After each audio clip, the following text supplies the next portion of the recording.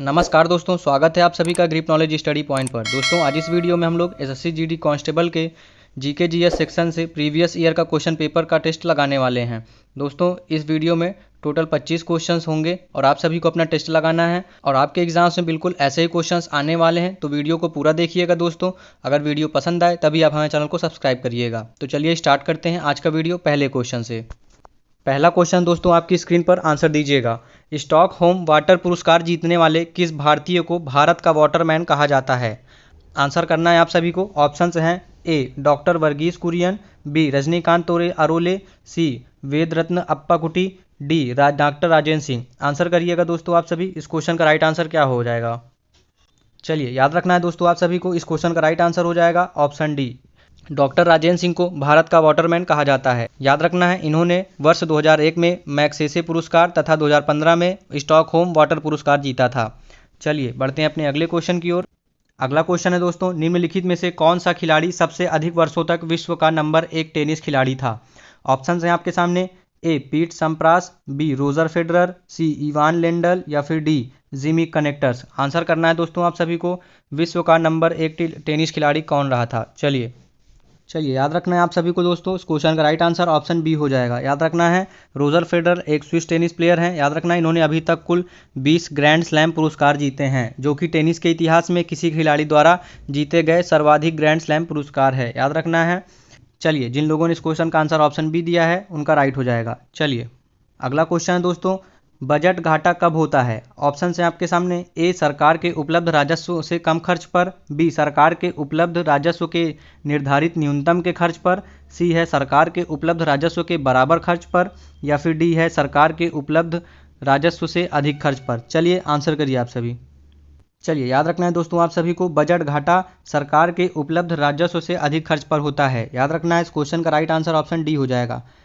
चलिए जो लोग इस क्वेश्चन का आंसर ऑप्शन डी दे रहे हैं उनका राइट हो जाएगा। याद रखना है दोस्तों आप सभी को, बजट घाटा सरकार के उपलब्ध राजस्व से अधिक खर्च पर होता है। चलिए देखते हैं अपना अगला क्वेश्चन। अगला क्वेश्चन दोस्तों हमसे पूछा है, नट तनी रस्सी पर चलने वाले व्यक्ति भौतिकी के किस नियम का पालन करता है? चलिए ऑप्शंस हैं, ए स्टीफन का नियम, बी न्यूटन के गति के नियम, सी हुक का नियम या फिर डी कूलम्ब के नियम के। चलिए क्वेश्चन हमसे पूछा है, नट तनी रस्सी पर चलने वाला व्यक्ति भौतिक के किस नियम का पालन करता है? चलिए आंसर दीजिएगा। चलिए बहुत बढ़िया, जो लोग इस क्वेश्चन का आंसर ऑप्शन बी दे रहे हैं उनका राइट हो जाएगा। याद रखना है दोस्तों, न्यूटन के गति के नियम का पालन करता है। तनी रस्सी पर चलने वाला व्यक्ति भौतिकी के न्यूटन के गति के नियम का पालन करता है। ऑप्शन बी क्वेश्चन का राइट आंसर हो जाएगा। चलिए बहुत बढ़िया, जो लोग इस क्वेश्चन का आंसर ऑप्शन बी दे रहे हैं उनका राइट हो जाएगा। चलिए देखते हैं अपना अगला क्वेश्चन। अगला क्वेश्चन दोस्तों हमसे पूछा है, वर्ष 2016 में पहला AIBA लीजेंड्स अवार्ड किस भारतीय खिलाड़ी को मिला? ऑप्शंस हैं, ए सानिया मिर्जा, बी सचिन तेंदुलकर, सी MC मैरी कॉम या फिर डी PV सिंधु। चलिए आंसर करिए, 2016 में पहला AIBA लीजेंड्स अवार्ड किस भारतीय खिलाड़ी को मिला है? चलिए बहुत बढ़िया, जो लोग इस क्वेश्चन का आंसर ऑप्शन सी दे रहे हैं दोस्तों उनका करेक्ट हो जाएगा। याद रखना है दोस्तों आप सभी को, MC मैरी कॉम को मिला है। वर्ष 2016 में पहला AIBA legends award MC Mary Kom को मिला है। चलिए बहुत बढ़िया, जिन लोगों का आंसर ऑप्शन सी आ रहा है दोस्तों उनका राइट हो जाएगा। याद रखना है MC मैरी कॉम को मिला है AIBA लीजेंड्स अवार्ड। चलिए देखते हैं अपना अगला क्वेश्चन। क्वेश्चन नंबर 6 है दोस्तों, हमसे पूछा है, भारत के किस वर्तमान राज्य में आदि शंकराचार्य का जन्म हुआ? ऑप्शंस हैं, ए तमिलनाडु, बी केरल, सी कर्नाटक या फिर डी महाराष्ट्र। चलिए आंसर करिए, किस वर्तमान राज्य में आदि शंकराचार्य का जन्म हुआ था? चलिए बहुत बढ़िया, जो लोग इस क्वेश्चन का आंसर ऑप्शन बी कर रहे हैं उनका राइट हो जाएगा। याद रखना है दोस्तों, आदि शंकरा का जन्म 788 ईस्वी में केरल के कोची नामक स्थान पर हुआ था। याद रखना है, केरल के कोची नामक स्थान पर हुआ था। चलिए बढ़ते हैं अगले क्वेश्चन की ओर। क्वेश्चन हमसे पूछा है, नौलखा पैलेस भारत के किस राज्य में स्थित एक धरोहर स्थल है? चलिए आंसर करिए, नौलखा पैलेस भारत के किस राज्य में स्थित एक धरोहर स्थल है? ऑप्शंस हैं, ए मध्य प्रदेश, बी बिहार, सी उत्तर प्रदेश या फिर डी पश्चिम बंगाल। चलिए बहुत बढ़िया, जो लोग इस क्वेश्चन का आंसर ऑप्शन बी कर रहे हैं उनका राइट हो जाएगा। याद रखना है दोस्तों आप सभी को, इस क्वेश्चन का राइट आंसर ऑप्शन बी हो जाएगा। नौलखा पैलेस को राजनगर पैलेस के नाम से भी जाना जाता है। याद रखना है आप सभी को, और यह बिहार के मधुबनी के निकट राजनगर नामक कस्बे में स्थित है। चलिए बहुत बढ़िया, जो लोग इस क्वेश्चन का आंसर ऑप्शन बी कर रहे हैं दोस्तों उनका राइट हो जाएगा। चलिए बढ़ते हैं अपने अगले क्वेश्चन की ओर। अगला क्वेश्चन दोस्तों हमसे पूछा है, पश्चिम बंगाल में गरिया का युद्ध कब लड़ा गया था? ऑप्शन है आपके सामने, ए 1754 में, बी 1740 में, सी 1711 में, या फिर डी 1723 में। चलिए आंसर करिए, इस क्वेश्चन का राइट आंसर क्या हो जाएगा? पश्चिम बंगाल में गरिया का युद्ध कब लड़ा गया था? चलिए बहुत बढ़िया, जो लोग इस क्वेश्चन का आंसर ऑप्शन बी कर रहे हैं उनका राइट हो जाएगा। याद रखना है 1740 में लड़ा गया था। पश्चिम बंगाल में स्थित गरिया एक ऐतिहासिक स्थान है। याद रखना है दोस्तों आप सभी को, यहाँ 2 युद्ध हुए थे। याद रखना है, पहला युद्ध 1740 में हुआ था और दूसरा युद्ध 1763 में हुआ था। चलिए बहुत बढ़िया, जो लोग इस क्वेश्चन का आंसर ऑप्शन बी कर रहे हैं दोस्तों, सबका करेक्ट हो जाएगा। चलिए देखते हैं अपना अगला क्वेश्चन। क्वेश्चन नंबर 9 दोस्तों हमसे पूछा है, मुख्यतः रात के समय भूमि से समुद्र की ओर बहने वाली हवा को क्या कहते हैं? ऑप्शन है आपके सामने, ए है जल हवा, बी है भूमि हवा, सी है समुद्री हवा, या फिर डी है ज्वारीय हवा। चलिए आंसर करिए, इस क्वेश्चन का राइट आंसर क्या हो जाएगा? चलिए बहुत बढ़िया, जो लोग इस क्वेश्चन का आंसर ऑप्शन बी कर रहे हैं दोस्तों, उनका राइट हो जाएगा। याद रखना है, भूमि हवा कहते हैं। रात के समय भूमि से समुद्र की ओर चल बहने वाली हवा को भूमि हवा कहते हैं। चलिए बहुत बढ़िया। चलिए जिन लोगों का आंसर ऑप्शन बी आ रहा है सबका करेक्ट हो जाएगा। चलिए देखते हैं अपना अगला क्वेश्चन। अगला क्वेश्चन दोस्तों हमसे पूछा है, भारत में दहेज निषेध अधिनियम कब पारित किया गया था? ऑप्शन हैं आपके सामने, ए है 1961, बी है 1966, सी है 1945, या फिर डी है 1940। चलिए आंसर करिए, भारत में दहेज निषेध अधिनियम कब पारित किया गया था? याद रखिएगा, जिन लोगों का ऑप्शन ए आ रहा है उनका राइट हो जाएगा। याद रखना है दोस्तों आप सभी को, भारत में दहेज निषेध अधिनियम वर्ष 1961 में पारित किया गया था। चलिए बहुत बढ़िया, जो लोग इस क्वेश्चन का आंसर ऑप्शन ए कर रहे हैं उनका राइट हो जाएगा। चलिए देखते हैं अगला क्वेश्चन। अगला क्वेश्चन दोस्तों हमसे पूछा है, भारत का राष्ट्रीय प्रतीक कब अपनाया गया था? ऑप्शंस हैं, ए 15 अगस्त 1947 को, बी है 26 जनवरी 1947 को, सी है 26 जनवरी 1950 को, या फिर डी है 26 अगस्त 1950 को। चलिए आंसर करिए, भारत का राष्ट्रीय प्रतीक कब अपनाया गया था? चलिए बहुत बढ़िया, जो लोग इस क्वेश्चन का आंसर ऑप्शन सी कर रहे हैं दोस्तों, उनका राइट हो जाएगा। याद रखना है आप सभी को, भारत का राष्ट्रीय प्रतीक 26 जनवरी 1950 को अपनाया गया था। याद रखना है दोस्तों आप सभी को, भारत का राष्ट्रीय चिन्ह अशोक स्तंभ मौर्य साम्राज्य के सम्राट अशोक द्वारा सारनाथ में बनवाए गए स्तंभ से लिया गया है। याद रखना है, 26 जनवरी 1950 को राष्ट्रीय प्रतीक अपनाया गया था। चलिए बहुत बढ़िया, जो लोग इस क्वेश्चन का आंसर ऑप्शन सी कर रहे हैं दोस्तों, सभी का राइट हो जाएगा। चलिए देखते हैं अपना अगला क्वेश्चन। अगला क्वेश्चन दोस्तों, पुस्तक लाइफ डिवाइन के लेखक कौन है? ऑप्शन है आपके सामने, ए श्री अरबिंदो, बी राम मोहन रॉय, सी विवेकानंद, या फिर डी ईश्वर चंद विद्यासागर। चलिए आंसर करिए, इस क्वेश्चन का राइट आंसर क्या हो जाएगा? चलिए बहुत बढ़िया, जो लोग इस क्वेश्चन का आंसर ऑप्शन ए कर रहे हैं दोस्तों, सभी का राइट हो जाएगा। याद रखना है, लाइफ डिवाइन नामक पुस्तक के लेखक श्री अरबिंदो घोष हैं। चलिए जो लोग इस क्वेश्चन का आंसर ऑप्शन ए दे रहे हैं दोस्तों, सभी का राइट हो जाएगा। चलिए देखते हैं अपना अगला क्वेश्चन। अगला क्वेश्चन है दोस्तों, हमसे पूछा है, सुभाष चंद्र बोस ने किस वर्ष स्वतंत्र भारत की अनंतिम सरकार के गठन की घोषणा की थी? चलिए आंसर करिए। ऑप्शंस हैं, ए 1941, बी 1943, सी 1942, या फिर डी 1945। चलिए आंसर करिए, क्वेश्चन हमसे पूछा है दोस्तों, सुभाष चंद्र बोस ने किस वर्ष स्वतंत्र भारत की अनंतिम सरकार के गठन की घोषणा की थी? चलिए आंसर करिए। चलिए बहुत बढ़िया, जिन लोगों का आंसर ऑप्शन बी आ रहा है दोस्तों, सभी का राइट हो जाएगा। याद रखना है दोस्तों आप सभी को, 21 अक्टूबर 1943 को सुभाष चंद्र बोस ने सिंगापुर में स्वतंत्र भारत की अनंतिम सरकार की गठन की घोषणा की थी। चलिए याद रखना है, 21 अक्टूबर 1943 को सुभाष चंद्र बोस ने स्वतंत्र भारत की अनंतिम सरकार की गठन किया था। चलिए जिन लोगों का ऑप्शन बी आ रहा है आंसर, उनका राइट हो जाएगा। चलिए बहुत बढ़िया।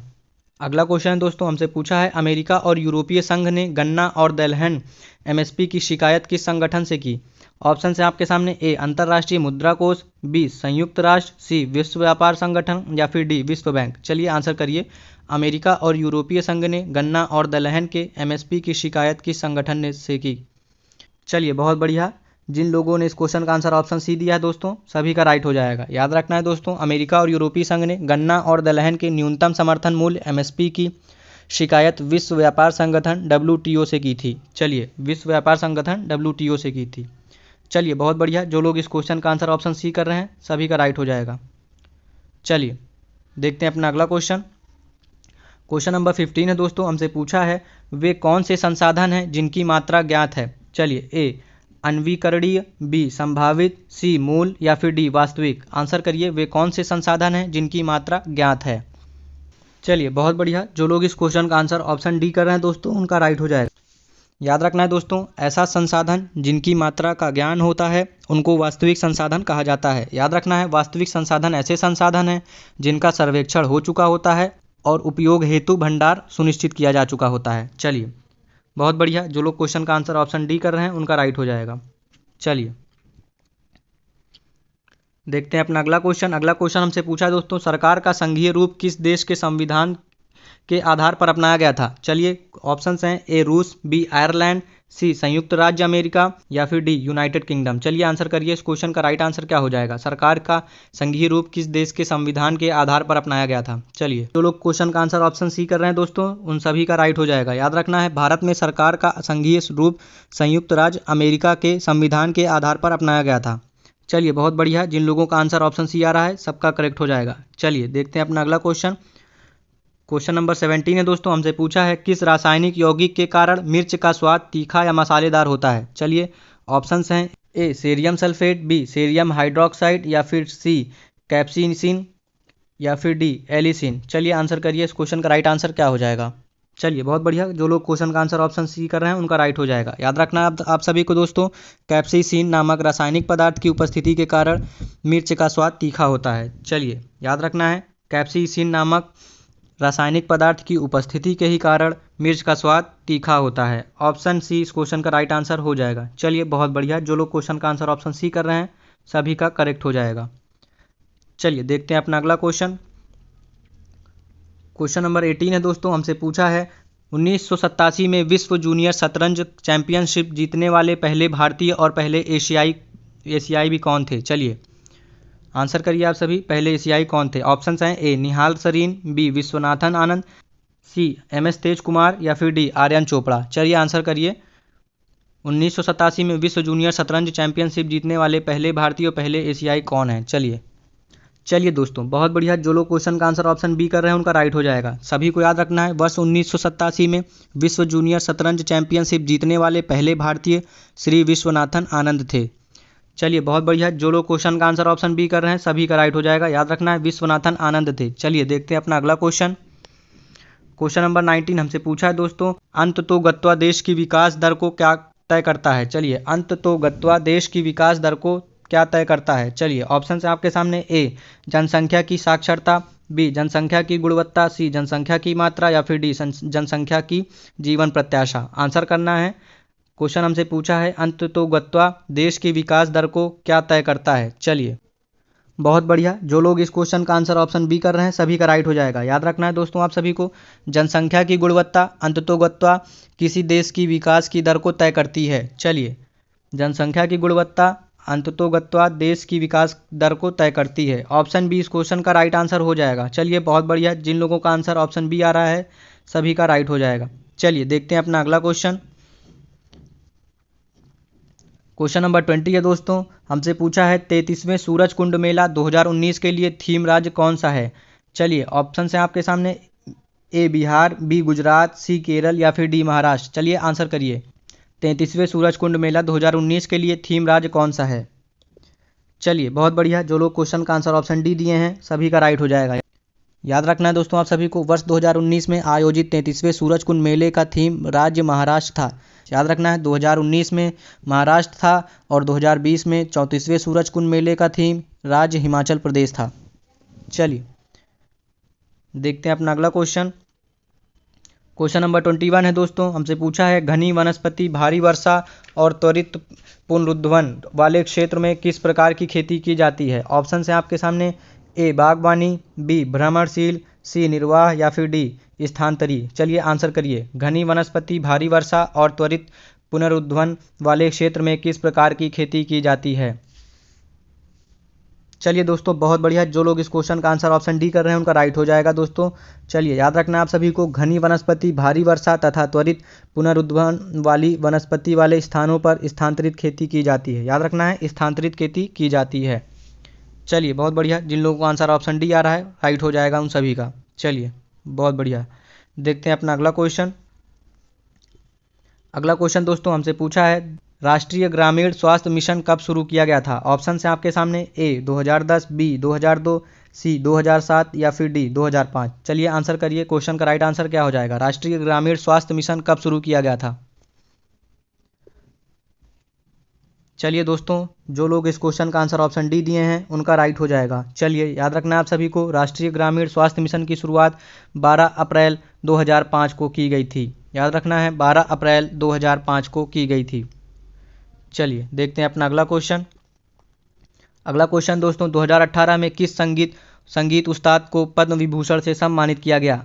ऑप्शंस हैं ए आर रहमान को, बी हरिप्रसाद चौरसिया को, सी शिव कुमार शर्मा को, या फिर डी इलैयाराजा को। चलिए आंसर करिएगा, इस क्वेश्चन का राइट आंसर क्या हो जाएगा? 2018 में किस संगीत उस्ताद को पद्म विभूषण से सम्मानित किया गया?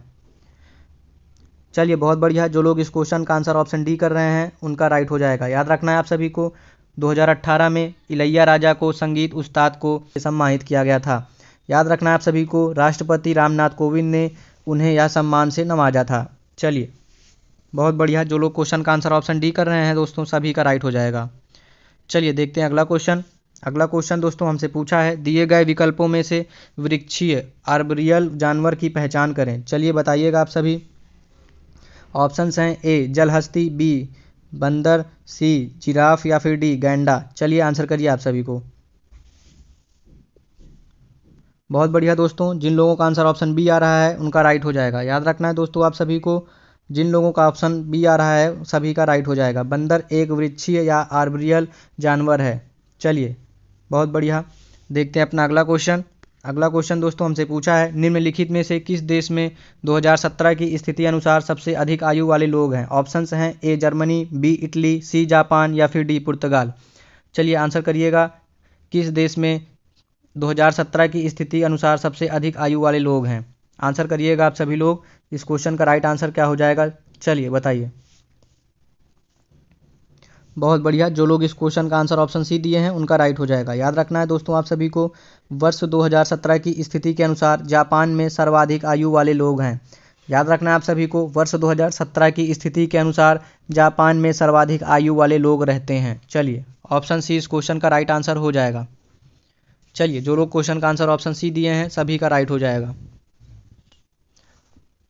चलिए तो दोस्तों, ये थे आपके एसएससी जीडी के जीके जीएस सेक्शन से 25 क्वेश्चंस। आप हमें बताइएगा कि इन 25 क्वेश्चंस में आपका स्कोर कितना है। तो दोस्तों, अगर आपको हमारी वीडियो पसंद आई हो तो हमारे चैनल को सब्सक्राइब करके नोटिफिकेशन बेल ऑन कर लीजिएगा। धन्यवाद।